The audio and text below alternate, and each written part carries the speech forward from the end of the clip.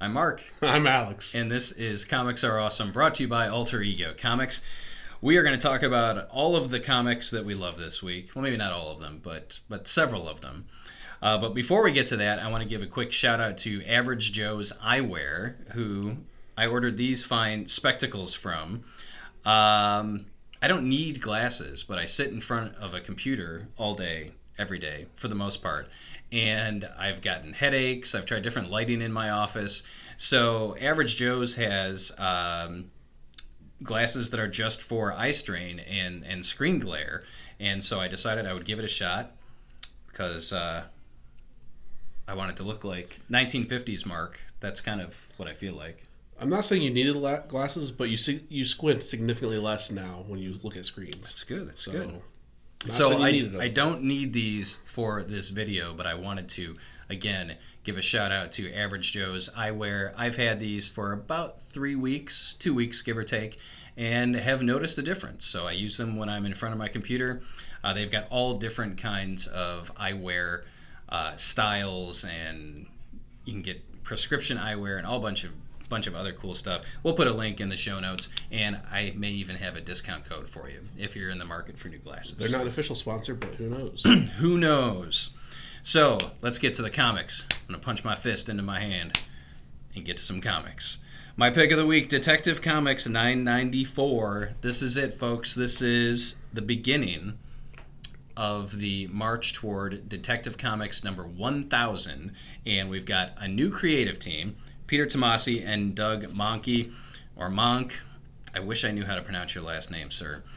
And they, of course, were on Superman as part of the Rebirth deal, and I loved their work on Superman, and I've got to say, this is just fantastic. It is super, super awesome. There's a murder, a double homicide in Gotham City, and the victims have been made up to look exactly like Thomas and Martha Wayne. So Batman has a very keen interest in this crime. There's a lot of interaction between Batman and his supporting cast. Primarily Commissioner Gordon, and this is the way I want to see Batman. Did you read this? I haven't yet. This is the way I want to see Batman and Commissioner Gordon. They are allies. They trust one another. They refer to each other by their first names, Jim and Bat, and that's just the way this is. And then we get another Batman supporting player, Dr. Leslie Tompkins, involved here, and the ending is a little bit of a shocker. So it's fast paced. The artwork is incredibly solid. You don't have to know anything about what happened in Detective Comics prior to issue number 994. So this is a great jumping on point, whether you are a Batman fan and you haven't been reading Detective, or you just want to I don't know. I would recommend this to anybody that's interested in Batman, especially as we head towards issue number 1000. So does this take place before or after the events of the regular Batman series, or does it? Because they're showing they're all buddy in this. Yeah, Detective is kind of its own beast. Batman and Detective are not like they were in the 90s when Nightfall was bouncing back and forth between the two. They each is its own book, so there's very little consistency or crossover between the two, which is kind of nice. So you don't have to read both.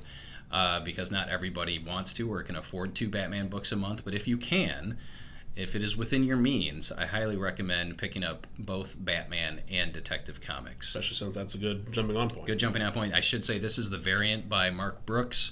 We're actually out of the standard cover, but it was excellent, folks. Excellent. Lots of heart, lots of pulse-pounding action. Good stuff. Way to go, Mr. Tomasi, Misters Tomasi and Monk. Lots of Monkey. detective is... Lots of detecting. Detecting. Yes. All right. So from detecting, we're going to spiders. My pick of the week is Miles Morales' Spider-Man number 1. Brand new creative team, new jumping on point. What does it say? New creative team, new direction, your new favorite book. That's pretty presumptuous. It's a little When I read bit. that, I was like, really? I mean, that's a little bold, but it is now no longer written by Brian Michael Bendis. It is written by Saladin Ahmed. Ahmed? Yes, and it's important to point out this is the first Miles Ever. book not written by Bendis. Yeah. Artist by Javier Garin. And all right, I'm going to stop there with the extra That's all names. we need. Those are the important things. So this is Miles #1. He's back in his own book. I've been a fan of Miles. I've been reading Champions. I like him in that. I've liked him in other things. I just haven't had a good jumping on point because I fell behind and I got behind on it. Versus this is, all right, they do, again, Marvel's doing a great job doing a recap for, oh, you haven't been reading it? Here's #1, here's a quick recap of his life, of what's going on, how he got his powers, go. And I really enjoy it. I know ever since he was in the Ultimate Universe, he had his own thing. It's still kind of weird that he's honoring Peter, but now Peter's around, and they haven't really touched on the death of the Ultimate Universe and the return of it. And honestly, I don't think they're going to. I think it'll confuse new readers. Okay, yeah. So I just ignore all that previous stuff that didn't matter anyway, because we'll just go with this. And it was fun seeing he's a younger Spider-Man than Peter. He's in high school still. It's like 16. Yeah. He's got 2 roommates now, apparently. He had 2 roommates before. Did he have 2 before? Okay. I always knew Genki from before, but I didn't know about this other kid. Genki's lost some weight. That's what it looks like, yeah. He's like a football player now. Yeah. So, good on Genki for losing weight. I'll keep it on for you. But yeah, it's a nice young Spider-Man where he's running around and he's definitely juggling his social life and his school life. And this is a different take on Spider-Man than Peter because his family actually knows that he's running around as Spider-Man. And instead of trying to keep it a secret from his family, like, no, we're going to encourage you now, but still be smart about it and, try not to get killed. But yeah, I thought it was fun. It was a good story, a great jumping on point. I'm excited to see more of it. And he's been one of my favorite characters since they brought him in. I like to see a little bit of diversification of characters, and this one's not your standard white dude being a superhero. So yeah, it's fun to see him and him starting to juggle his life with everything. Yeah, and there are several things to point out with this, and if you're watching this, you're probably familiar with the character of Miles Morales already. But the Spider-Man Into the Spider-Verse movie comes out this weekend. Going to see it tonight? I think I'm going to. I'll be there with maybe both kids. I don't know. The third one is in college, by the way. In case you've been keeping tabs, I do have 3 children, but one is out of the house and on his own. But anyway, so Miles is really going to be the breakout character into the Spider-Verse. Yeah. So now is the time to come in, head out to your local comic shop, pick up issue #1 of this series and get into it. Number 2, I had several points, and I've quickly lost track of what I was supposed to be talking about. But his power set is different enough from Peter's that it's perfectly fine. They're better than Peter's. They are better than Peter's. He's got the Spidey sense and strength, and then more. And he's got the Venom Blast. He's kind of got a little bit of Spider-Woman, because Spider-Woman has the Stinger Blast, but she also has the Pheromones? Pheromones. Yes. And he can camouflage, be invisible, sort of thing. So that's super cool. Peter's getting the short end of the stick on the spider bites. He is. But this should appeal to anybody that loves comics, but especially a younger reader that wants to read a superhero that's closer to their age. And we've got a diversity plus here, because everybody deserves to pick up a comic and see someone that looks like them. Yeah. So I applaud this. Saladin Ahmed. Sorry, sir. It wasn't me this time. He's written several things over at Marvel, including the recent Black Bolt miniseries, which was highly praised. I think he does a great job with the writing, and I love the artwork too. So this is the complete package, folks. Miles Morales #1. I enjoyed it as much as Alex. Next up for me is another Batman book, The Batman Who Laughs, #1 by Scott Snyder. And Jock. Start the engines. Start the plane, Jock. This is, as I may have just said, a 6-issue miniseries focusing on the breakout character from Dark Knight's Metal, also written by Scott Snyder.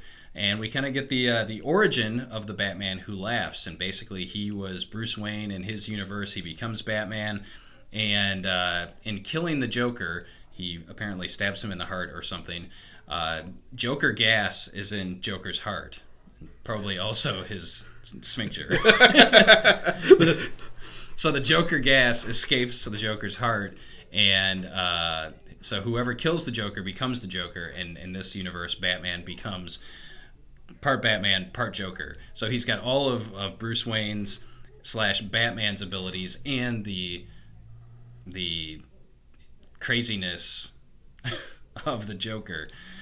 And so we get that origin, but the book actually starts out with Batman, regular old Batman, investigating a smuggling ring. He thinks they're smuggling weapons. He uncovers instead the body of a deceased Bruce Wayne, who's probably about 15 years older than he is. And he's got the same like scarring on his back from when Bane broke his back. He's got all the physical characteristics that Batman does, but he's older, and it appears that he stopped fighting crime at one point. He's got the indentations of where a wedding band would be. He's got smile marks, so they're assuming that he had a child as well. So it's a mystery. Yeah, so I'm trying to remember. They say it in the book. I can't remember better than I just did.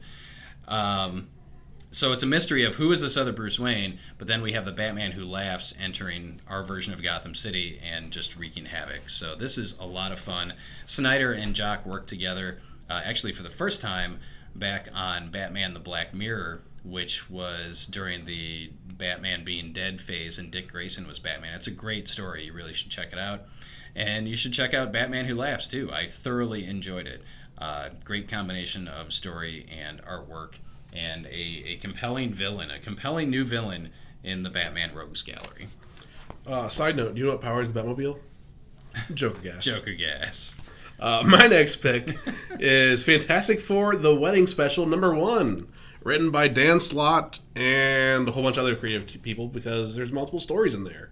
And the most important part is Dan Slott is the one that writes the bachelorette party for, what's her name again? Alicia Masters. Soon to be Alicia Grimm, maybe, unless she keeps her own name. That's cool too. So there's backup stories. My favorite part, though, is the main story itself of them going on a bachelorette party with, let's see, it has Alicia, Sue Storm, just past the page, Jennifer Walters, Medusa, and Crystal, plus the limo driver. Who he does have a name. It's not on that front page. It's not as important, I guess. And the limo driver, he's there. He may help save the day. You don't know. You didn't read it yet. No. So key important thing with this is, even though it says it's the wedding special, it is not the wedding itself. The wedding itself is in Fantastic Four #5, coming out in either a week or two. I believe it's the week. It's the day after Christmas. So that would be 2 weeks then, presumably. Yeah. But it's a fun time where they go out drinking and having a party, and of course a villain attacks, because what's a superhero story without a villain? Life is what it is, and we're not talking about life here, so it's okay. But the villain is Banana Hammock. The villain is not Banana Hammock. They do go to a club where there may or may not be exotic dancers. Stripper Man. That may or may not be superhero based. They fight Chip and Dale. No, there is, one of the servers is, or one of the dancers is an Iron Man. Oh. Where they help him. His armor is stuck, and they help get him out of that. They save the day and help him get out of his armor. But that is not the villain that attacks. It is not Iron Man's They know where armor. Iron Man's release is? This is spiraling really bad. Yeah, so it's fun. It's a good story, and villains attack. And there's a little bit of a love story that goes on. That's not the main wedding issue part. It finds out that there may or not be something involved with the limo driver. And moving on away from the strip club, let's go on to something else. Batman Trifecta here, folks. This is Batman Annual #3 by Tom Taylor and Otto Schmidt. Tom Taylor is not Tom King, although they're frequently confused or mixed up for each other. Tom Taylor is the writer of Injustice, which is an incredible comic book series that kind of ties in with the video game. Possibly my favorite DC story. It's one of my favorite DC stories. It's excellent. And All New Wolverine, which was very, very good as well. So Tom Taylor is a very capable writer, and Otto Schmidt's pencils work. Otto Schmidt's pencils work. Worked very well. He does a great job with the art duties. This is basically an Alfred and Bruce story, or Alfred and Batman, if you will. And if you're okay with that, you're totally gonna dig this book. I don't know why you wouldn't. Alfred has to be both mother and father to Bruce because his parents were gunned down in an alley.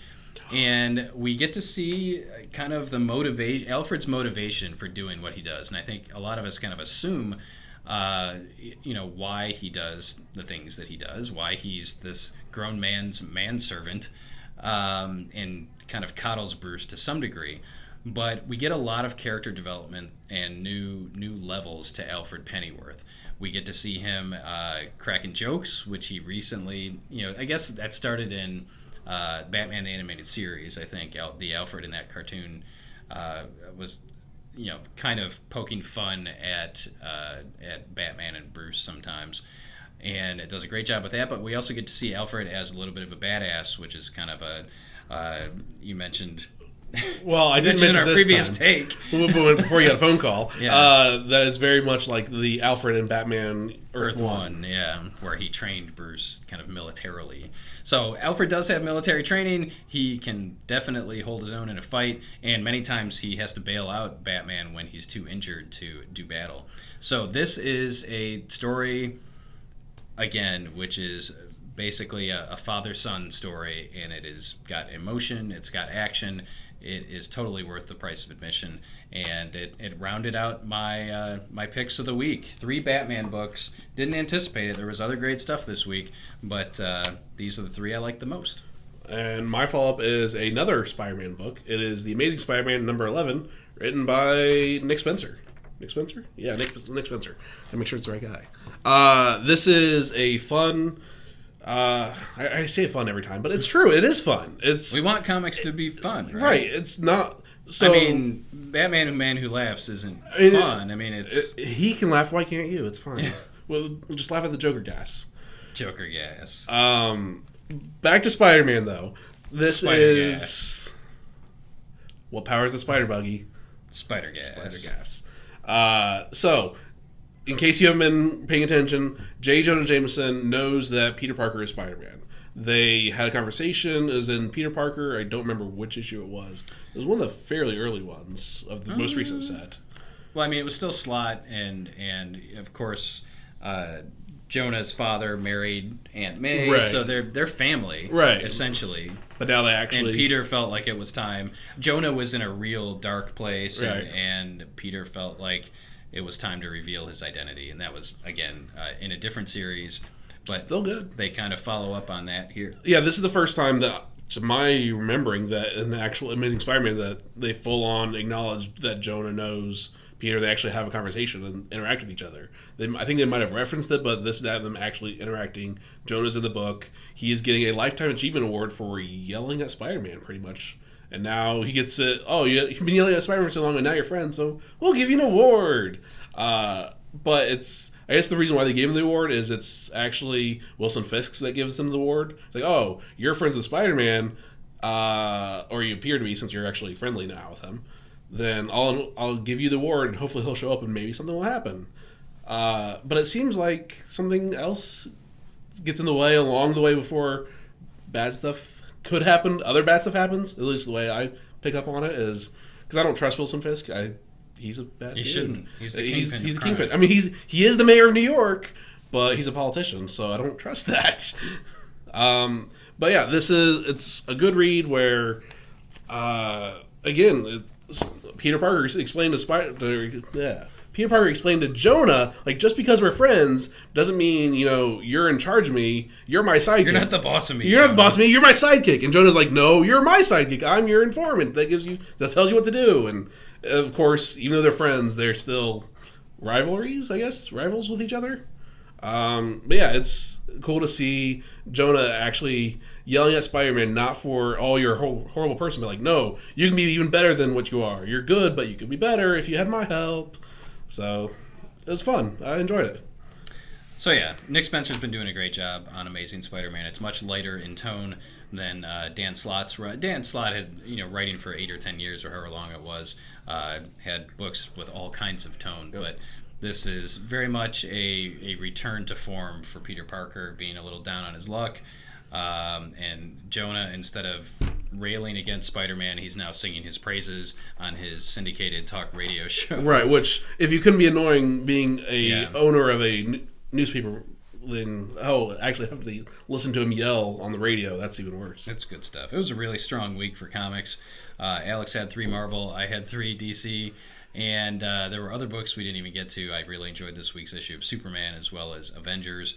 And so head out to your local comic shop. Pick up some of these great comics. And if you enjoyed this week's episode, please give the episode a thumbs up.